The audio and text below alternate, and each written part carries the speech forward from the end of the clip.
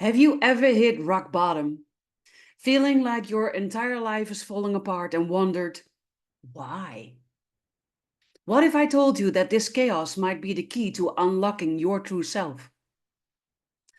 Hi, I am Barbara and welcome back to HPTV channel. Today we're going to dive into a concept known as the dark night of the soul. And it is not just a spiritual term. It is a real experience that can shake your world to its core. And for those of you who are highly sensitive or empathic, this experience can hit even harder. So, how bad does it have to get before you can let go and truly transform? The dark night of the soul is something that we all might go through at some point. It is not about losing yourself, though it often feels like that. But it's much more about losing the parts of yourself that aren't real, the masks that you've been wearing, the parts that are based on illusions, societal expectations, and things you've attached to out of fear or habit. If you've ever been through a period where everything seems to fall apart, relationships, careers, your sense of purpose, it could very well be your own dark night of the soul. And it also doesn't have to happen once, it can happen multiple times. So in today's video, we'll explore why this happens, why it's particularly intense for empaths and highly sensitive people, and most importantly, what it takes to let go during this challenging time. We'll also discuss some real-life examples and actionable tips on how to navigate this period, so that you can come out stronger and more aligned with your true self. So let's first break down what the dark night of the soul actually is. And the term comes from a 16th century mystic, Saint John of the Cross, but it's more than just religious terminology. It is about a profound existential crisis where everything you once held true falls away. It is that moment where you're forced to confront your deepest fears, your false identity or identities, and everything that no longer aligns with your true, authentic self. And it's not uncommon for people to experience this after a spiritual awakening or a major life event like trauma or loss, or even when things seem to be going well but suddenly unravel. The dark night forces you to look inward, stripping away everything that isn't true to who you really are.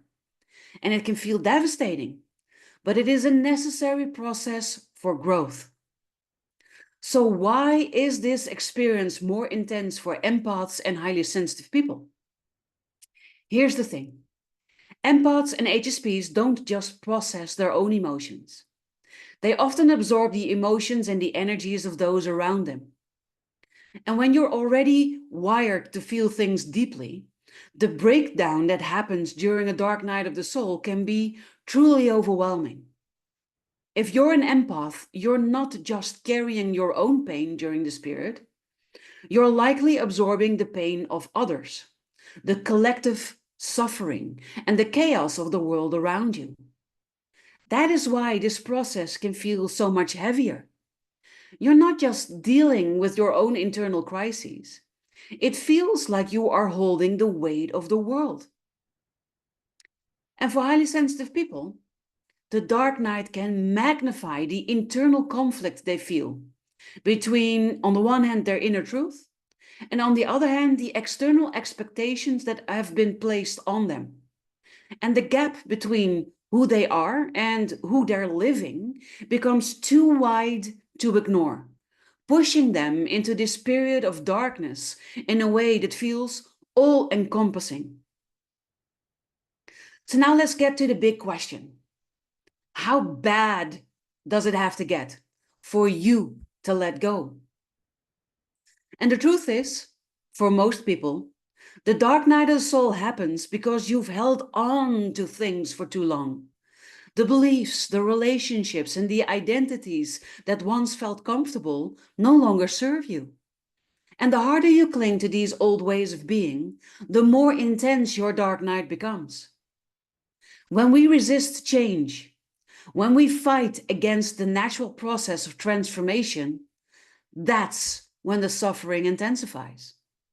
It's like trying to hold onto a rope that's burning your hands, and the longer you hold on, the more painful it gets. And eventually, you reach a breaking point, and you have no choice but to let go. But here's the thing: letting go doesn't mean giving up. It means surrendering to what is, trusting that you're being led to something greater.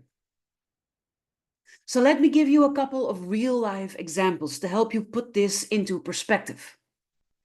Let's take my client Emma, for instance.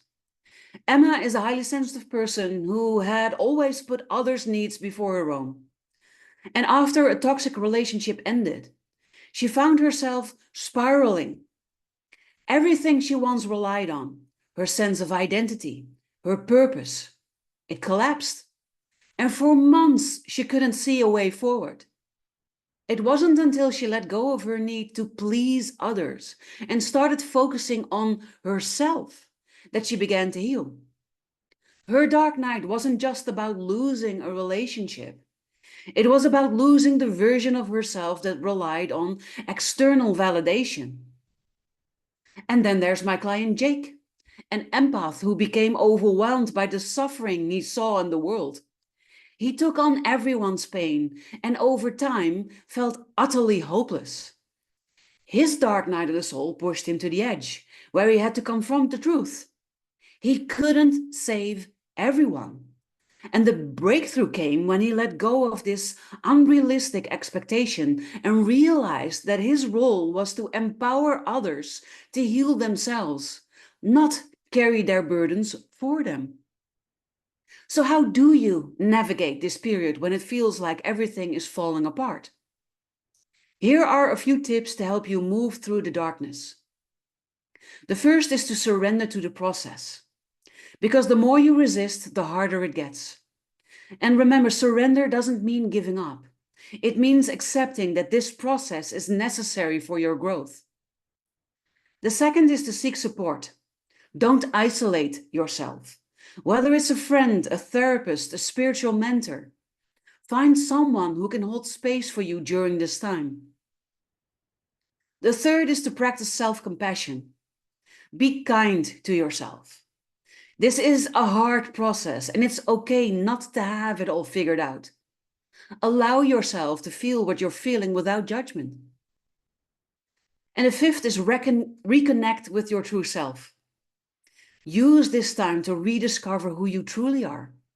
What values align with your heart? What brings you joy? The dark night strips away the false self so that you can reconnect with your authentic self. And lastly, embrace the lessons. Every struggle during the dark night carries a lesson. Instead of focusing on the pain, ask yourself, what is this teaching me? So in conclusion, the dark night of the soul is tough, but it is also an opportunity for profound growth and transformation. You're not losing yourself, even though it might feel like that. You're letting go of everything that's not aligned with your true self. And if you're going through this right now, know that it is part of your journey. And the light at the end is a more authentic version of you. So if you are currently navigating a dark night of the soul and you are in need of guidance, then I'd like to invite you to book a free clarity call with me. The link to do so will be below this video. Another option would be joining my solution community, where we can dive deeper into these topics. And together, we'll help you find your way through the darkness and into the light. Don't forget to subscribe to this channel and give this video a like or share it with someone who might need to hear this message today.